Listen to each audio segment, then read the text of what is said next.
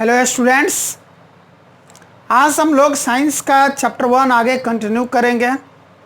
आज हम जिस टॉपिक पर चर्चा करने वाले हैं वो टॉपिक है types of chemical reactions. Types of chemical reactions, kinds of chemical reactions, इस पर चर्चा करने वाले हैं। आइए पहले बेस से हम शुरू करते हैं। हमारा बेस कहाँ लाई करता है? जब भी हम बात करते हैं कि टाइप्स ऑफ केमिकल रिएक्शंस, तो ये वर्ड आ जा रहा है, ये टर्म आ रहा है केमिकल रिएक्शंस।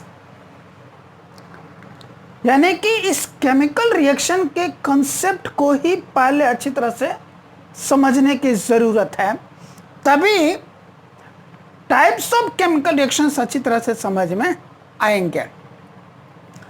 तो केमिकल रिएक्शंस जब चैप्टर की शुरुआत हुई थी तब भी केमिकल रिएक्शन के बारे में आपको बताया था, और वहां पर एक सिंपल सा डेफिनेशन आपको बताया था कि wherever chemical changes takes place we say that a chemical reaction has taken place. Wherever chemical changes take place, we say that chemical reaction has taken place। जहाँ कहीं भी chemical reaction होता है वहाँ chemical changes हुआ रहता है। यानी कि जहाँ कहीं भी chemical changes होता है हम कहते हैं कि वहाँ पर chemical reaction हुआ है। इसी सिंपल डेफिनेशन पर हमने चर्चा करी थी। इसी सिंपल डेफिनेशन को यहाँ भी हम आगे कैरी करते हैं कि केमिकल चेंजेस को ही हम केमिकल रिएक्शन कह रहे हैं। शॉर्ट में ठेठ भाषा में यही हुआ कि केमिकल चेंज का ही दूसरा नाम हम केमिकल रिएक्शन रख रहे हैं। तो ये केमिकल चेंज क्या है? केमिकल चेंजेस ऐसे तरह के चेंजेस होते हैं जिस तरह के चेंजेस में जिस सब्सटेंस में केमिकल चेंज हो रहा है उस सब्सटेंस का केमिकल कंपोजिशन चेंज हो जाता है। जिस सब्सटेंस का केमिकल चेंज होता है उस सब्सटेंस का केमिकल कंपोजिशन ही चेंज हो जाता है। यानी कि पहले उसका केमिकल जो कंपोजिशन था, अब चेंज के बाद वही वाला केमिकल कंपोजिशन उसका नहीं रहता, उसका केमिकल कंपोजिशन चेंज हो जाता है। देन स्टेट चेंज हो सकता है कि जिस सब्सटेंस में केमिकल चेंज हुआ है उसका स्टेट ही चेंज हो जाए। सॉलिड से लिक्विड, या लिक्विड से गैस, या गैस से लिक्विड, लिक्विड से सॉलिड, सॉलिड से गैस, गैस से सॉलिड, ऐसा कोई भी उसका स्टेट चेंज हो जा सकता है। हो सकता है कि उसका कलर चेंज हो जाए, हो सकता है कि उसका टेस्ट चेंज हो जाए, हो सकता है उसका ऑर्डर चेंज हो जाए। मतलब सब्सटेंस में से पहले जो ऑर्डर, जो पहले जो गंध आती थी अब वो गंध ना आए, या तो वो गंधहीन हो जाए यानी कि अब कोई भी गंध ना रहे, या बिल्कुल गंध एक बदल करके नई गंध उसमें से निकलने लगे। इवोल्यूशन ऑफ गैस हो सकता है कि उस चेंज के दौरान या चेंज के बाद उसमें से कोई गैस निकलने लगे। टेम्परेचर चेंजेस, उसका जो टेम्परेचर है वो चेंज हो जाए, ऐसा भी हो सकता है। यानी कि इतने सारे तरह के जो चेंजेस बता है इनमें से कोई भी एक चेंज हो सकता है, या एक से अधिक चेंजेस एक साथ हो सकते हैं, या हो सकता है कि सारे के सारे चेंजेस एक साथ हों। और जहां भी किसी भी सब्सटेंस में इन सभी चेंजेस में से कोई भी एक चेंज या एक से अधिक चेंज, या सारे के सारे चेंजेस एक साथ हो, वहां हम कहते हैं कि उस सब्सटेंस का केमिकल चेंज हुआ है। और जब अगर उस सब्सटेंस का केमिकल चेंज हुआ है तो इसका अर्थ है कि उसका केमिकल रिएक्शन हुआ है। जहां कहीं भी केमिकल चेंज होता है उसी को तो हम कहते हैं कि केमिकल रिएक्शन हुआ है। यही ना सिंपल डेफिनेशन था कि wherever chemical changes take place we say that chemical reaction has taken place. जहां कहीं भी केमिकल चेंज होता है हम कहते हैं कि वहां पर केमिकल रिएक्शन हुआ है। यानी कि ठेठ भाषा में केमिकल चेंज का ही दूसरा नाम हो गया केमिकल रिएक्शन।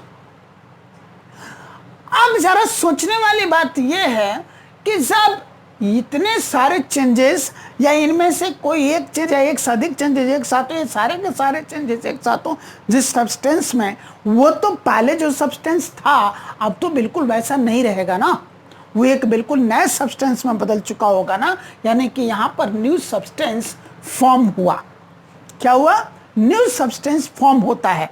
यानी कि जहां कहीं भी किसी सब्सटेंस में इस तरह से चेंज हो कि वो टोटली सब्सटेंस ही बदल जाए, एक न्यू सब्सटेंस हमको मिले चेंज होने के बाद, तो कहेंगे कि वहां पर केमिकल चेंज हुआ है या केमिकल रिएक्शन हुआ है। तो केमिकल रिएक्शन में या फिर केमिकल चेंज में न्यू सब्सटेंस फॉर्म होते हैं। अब उस केमिकल चेंज या केमिकल रिएक्शन के पहले जो सब्सटेंसेस होते हैं चेंज होने से पहले, उन सब्सटेंसेस को हम कहते हैं रिएक्टेंट्स। यानी कि वो सब्सटेंसेस जिनमें अब चेंजेस होगा, वो सब्सटेंसेस जिसमें केमिकल चेंजेस होगा, वो हो गए रिएक्टेंट्स। क्या हो गए? रिएक्टेंट्स। और चेंज होने के बाद वो क्या बन गए? प्रोडक्ट्स। यानी कि रिएक्टेंट्स चेंज हो गए प्रोडक्ट्स में। ये काम हुआ,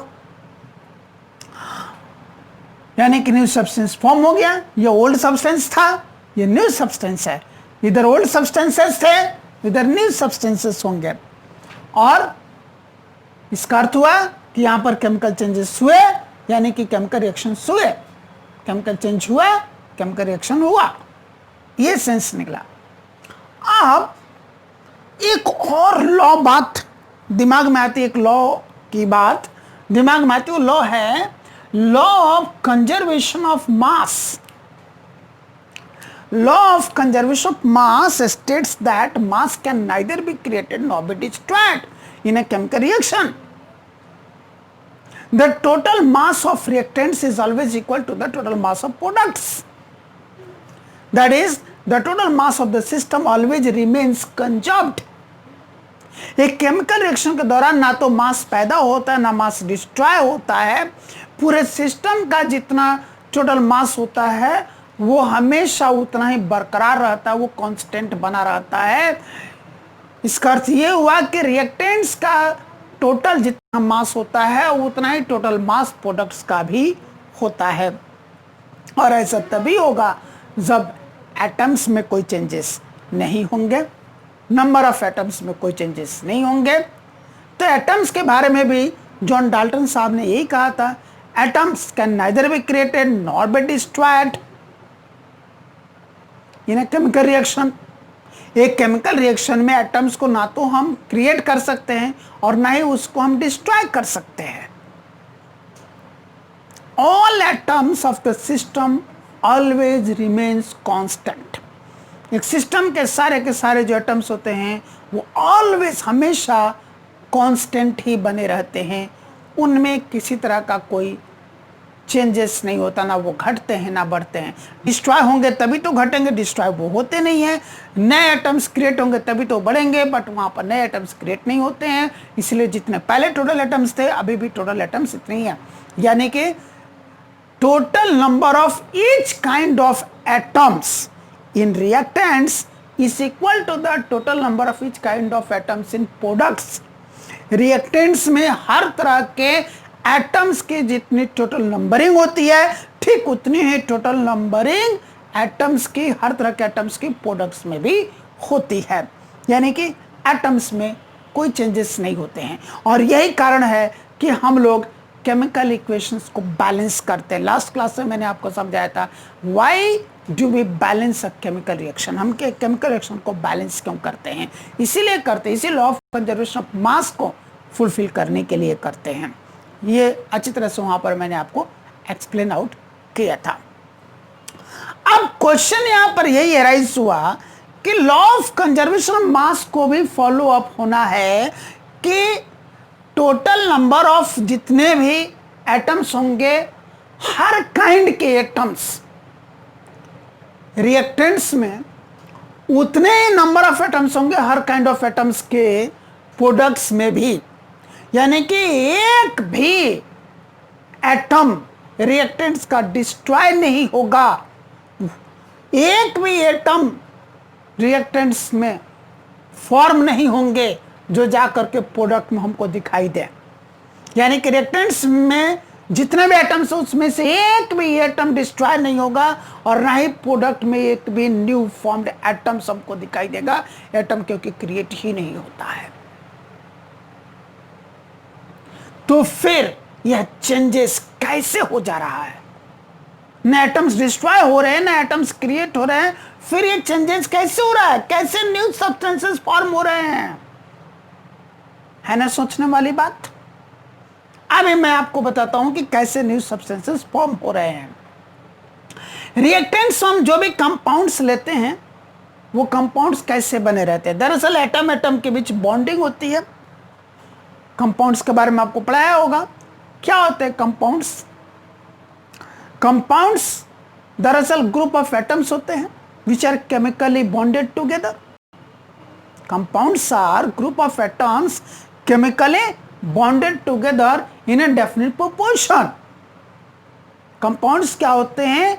कुछ एटम्स के ग्रुप होते हैं जो एटम्स केमिकली बॉन्डेड होते हैं और वो भी इन ए डेफिनेट प्रोपोर्शन, एक निश्चित प्रोपोर्शन में, एक निश्चित रेशियो में वो केमिकली बॉन्डेड होते हैं, केमिकली कंबाइंड होते हैं, वही कंपाउंड्स होते हैं। यानी कि जो भी रिएक्टेंट्स के अंदर कंपाउंड्स आए हैं उन कंपाउंड्स के एटम एटम के बीच में जो बॉन्डिंग होती है वो इस चेंज के दौरान ब्रेक होती है।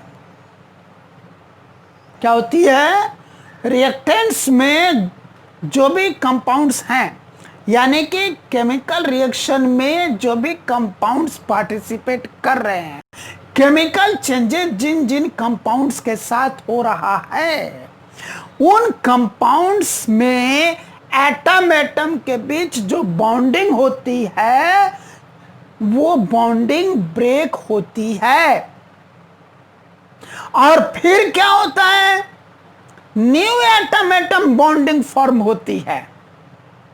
यानी कि पहले कुछ और एटम एटम के बीच में बॉन्डिंग थी, अब ब्रेक होकर के अब कुछ और एटम एटम्स के बीच में बॉन्डिंग तैयार होती है।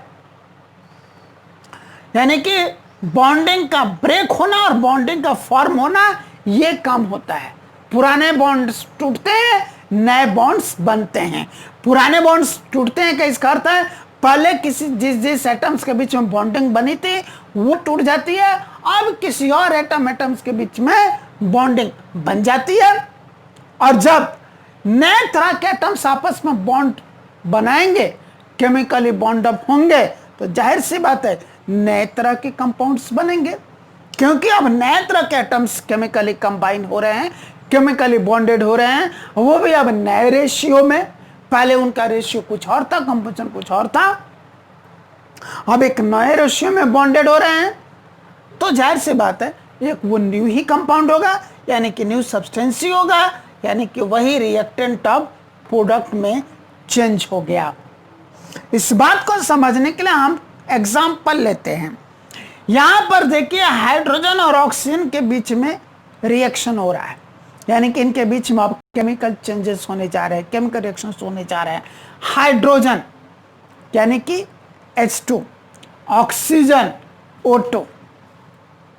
यहां देखिए हाइड्रोजन के बीच में यहां पर 2H2 है, यानी कि H2 दो बार है ना। H2 के दो मॉलिक्यूल्स हैं, तो एक मॉलिक्यूल ये जो H2 है उसमें हाइड्रोजन हाइड्रोजन के बीच में यहां पर बॉन्डिंग है, सिंगल बॉन्डिंग है, सिंगल कोवैलेंट बॉन्ड है हाइड्रोजन और हाइड्रोजन के बीच में। फिर दूसरा जो मॉलिक्यूल है हाइड्रोजन का, उसमें भी हाइड्रोजन और हाइड्रोजन के बीच में सिंगल कोवैलेंट बॉन्ड है, यानी कि एक हाइड्रोजन एटम और दूसरा हाइड्रोजन एटम के बीच में सिंगल कोवैलेंट बॉन्ड बना, तो हाइड्रोजन का एक मॉलिक्यूल तैयार हुआ। फिर हाइड्रोजन के एक एटम हाइड्रोजन के एक दूसरे एटम के बीच में सिंगल कोवैलेंट बॉन्डिंग हुई, तो ये दूसरा हाइड्रोजन का मॉलिक्यूल तैयार हुआ, यानी कि अब यहां पर हाइड्रोजन के दो मॉलिक्यूल हैं, इस तरह से इनके बीच में बॉन्डिंग है। यहां क्या है? O2 यानी कि ऑक्सीजन का एक मॉलिक्यूल है। ऑक्सीजन के इस मॉलिक्यूल में ऑक्सीजन के दो एटम्स शामिल हैं, O2 लिखा हुआ है, यानी कि ऑक्सीजन के दो एटम्स शामिल है। अब इन ऑक्सीजन के दोनों ही एटम्स के बीच में डबल कोवालेंट बॉन्ड है। ठीक है, जब ये चेंज में जाएंगे तो अब ये बॉन्ड ब्रेक हो रहा है। यहां देखिए, यहां होगा हाइड्रोजन हाइड्रोजन के बीच में जो सिंगल कोवालेंट बॉन्डिंग है वो ब्रेक होगी, वो बॉन्डिंग टूटेगी। यहां ऑक्सीजन ऑक्सीजन के बीच में डबल कोवालेंट बॉन्डिंग है, ये वाली बॉन्डिंग भी ब्रेक होगी, ये भी टूटेगी। यानी कि यहां भी इसके बीच के भी बॉन्डिंग ब्रेक हो रही है, इसके बॉन्डिंग के ब्रेक हो रही है, और यहां भी ये बॉन्डिंग ब्रेक हो रही है और नई बॉन्डिंग फॉर्म हो रही है। इस तरह से एक ऑक्सीजन की एक तरफ एक हाइड्रोजन एटम के साथ बॉन्डिंग, उसी एक ऑक्सीजन एटम के दूसरी तरफ एक दूसरे हाइड्रोजन एटम के साथ बॉन्डिंग, यानी कि HOH, यही हो गया H2O, यानी कि दो हाइड्रोजन आया ना, इसलिए H2 लिखा और ये वो H2O, यही वाटर है। ऐसे ही सिमिलरली एक और बॉन्डिंग होगी, एक ऑक्सीजन एटम के एक तरफ एक हाइड्रोजन आकर सिंगल बॉन्ड बनाएगा, उसी ऑक्सीजन एटम के दूसरी तरफ एक और हाइड्रोजन आकर के सिंगल कोवैलेंट बॉन्ड बनाएगा, और यहाँ भी ये H2O तैयार हो गया। HHH H2O मतलब HH H2 और ये O H2O, इस तरह से फॉर्म हो गया। यही दोनों मिल करके यहाँ पर 2H2O लिखा हुआ है। तो आपने देखा किस तरह से रिएक्टेंट्स के अंदर बॉन्ड ब्रेक हो रहे हैं एटम एटम्स के बीच में, और फिर से नए तरह के बॉन्ड्स फॉर्म हो रहे हैं, वो भी एटम्स एटम्स के बीच में। पहले जो बॉन्डिंग थी वो किसी और एटम्स के बीच में थी, अब जो बॉन्डिंग हो रही है वो किसी और एटम्स के बीच में हो रही है। इसे केमिकल बॉन्डिंग की वजह से फर्क पड़ता है कि जो बनने वाला एटम है, जो बनने वाला कंपाउंड है वो क्या है। जाहिर सी बात है कि हाइड्रोजन हाइड्रोजन के बीच की बॉन्डिंग हो रही तो हाइड्रोजन का गैस मिलेगा, हाइड्रोजन गैस मिलेगा। ऑक्सीजन ऑक्सीजन के बीच में बॉन्डिंग होगी तो ऑक्सीजन गैस मिलेगा। लेकिन जब वही हाइड्रोजन ऑक्सीजन और हाइड्रोजन के बीच में बॉन्डिंग होगी तो ये तो वाटर हो जाएगा, यानी कि न्यू सब्सटेंस हो जाएगा। यहाँ पर एटम एटम भी बदले, जिनके बीच में बॉन्डिंग हुई है वो भी बदल गए, फिर से एटम्स भी बदले, यानी कि हाइड्रोजन हाइड्रोजन ऑक्सीजन ऑक्सीजन थे, यहाँ पर हाइड्रोजन ऑक्सीजन हाइड्रोजन हो गए, यानी कि एटम्स भी बदल गए, उनके बीच की बॉन्डिंग भी बदल गई।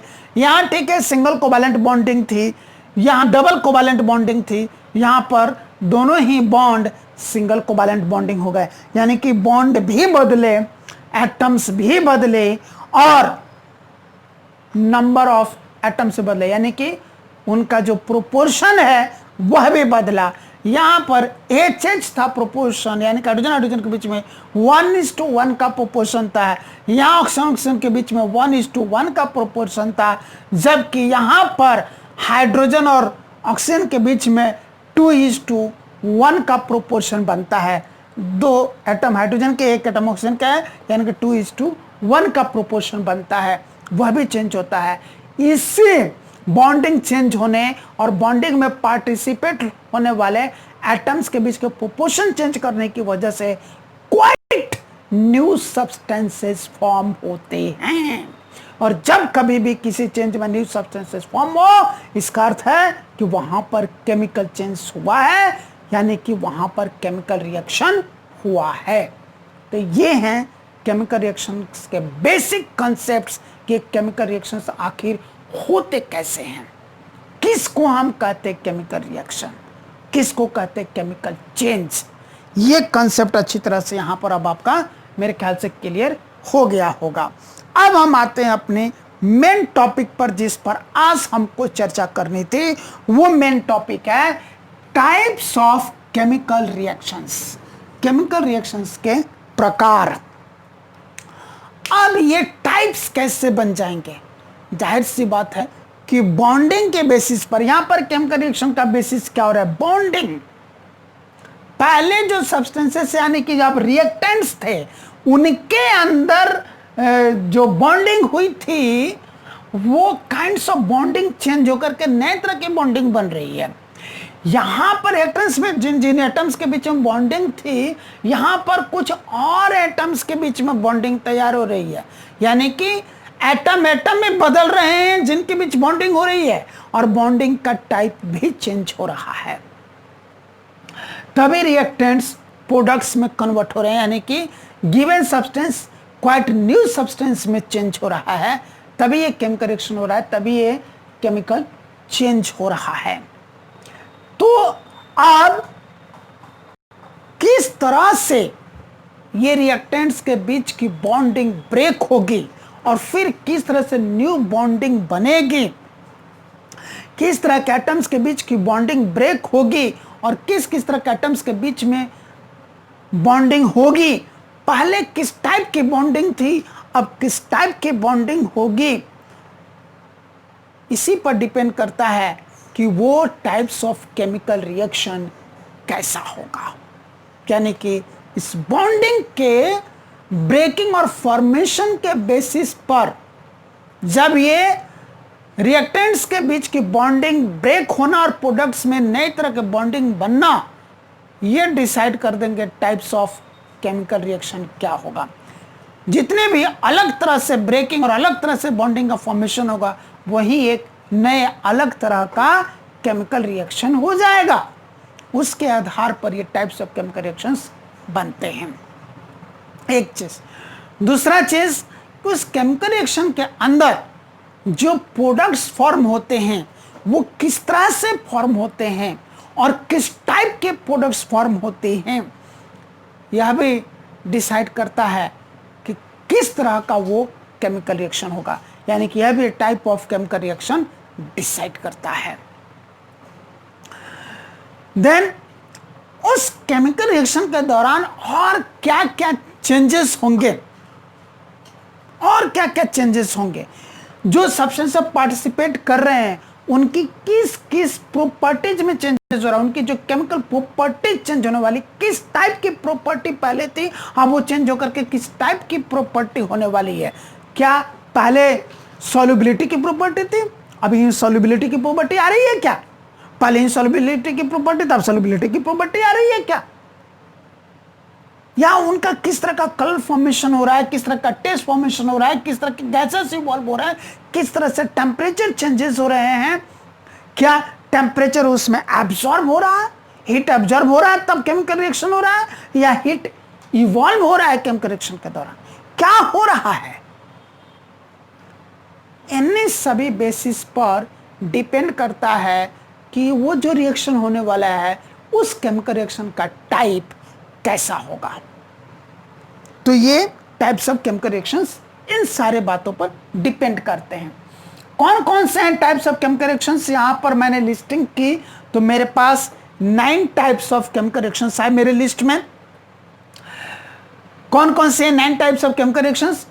Combination reaction, decomposition reaction, displacement reaction. फिर से डिस्प्लेसमेंट रिएक्शन मैंने देखा तो यहां पर 2 तरह से डिस्प्लेसमेंट रिएक्शन हो रहा है, एक सिंगल डिस्प्लेसमेंट रिएक्शन और एक double displacement reaction. Oxidation reaction, reduction reaction, redox reaction, that is oxidation reduction reaction. यानी कि यहां जहां ऑक्सीडेशन अलग था, रिडक्शन अलग था, रिडॉक्स में ये दोनों ही रिएक्शंस एक साथ पार्टिसिपेट कर रहे हैं, टुगेदर हो रहे हैं दोनों तरह के रिएक्शंस। ऑक्सीडेशन और रिडक्शन दोनों साथ साथ हो रहे हैं, इसलिए इसका नाम हो गया ऑक्सीडेशन रिडक्शन रिएक्शन, शॉर्ट में redox reaction. Endothermic reaction, exothermic reaction and precipitation reaction. तो इस तरह से जब मैंने लिस्टिंग की तो मेरे लिस्ट में ये 9 टाइप्स ऑफ केमिकल रिएक्शंस हो गए, केमिकल रिएक्शंस के 9 प्रकार हो गए, 9 काइंड्स ऑफ केमिकल रिएक्शंस हो गए। अब जब हम लोग अगले क्लास में मिलेंगे तो इन केमिकल रिएक्शंस के बारे में 1 बाय 1 डिटेल में पढ़ेंगे कि कॉम्बिनेशन रिएक्शन क्या है, डिकम्पोजिशन रिएक्शन क्या है, सिंगल डिस्प्लेसमेंट रिएक्शन क्या होता है, डबल डिस्प्लेसमेंट रिएक्शन क्या होता है, ऑक्सीडेशन रिएक्शन क्या होता है, रिडक्शन रिएक्शन क्या होता है, रिडॉक्स रिएक्शन क्या होता है, एंडोथर्मिक रिएक्शन क्या होता है, एक्सोथर्मिक रिएक्शन क्या होता है और प्रेसिपिटेशन रिएक्शन क्या होता है। इन सभी के बारे में 1 बाय 1 करके डिटेल में इनके बारे में जानेंगे कि इन रिएक्शंस में दरअसल होता क्या है, ये रिएक्शंस किस तरह से टेक प्लेस होते हैं। तो आज जितना मैंने पढ़ाया आप उसको अच्छी तरह से लर्न करें, और अगली क्लास में हम लोग इन टाइप्स ऑफ केमिकल रिएक्शंस पर 1 by 1 चर्चा करेंगे। Thank you.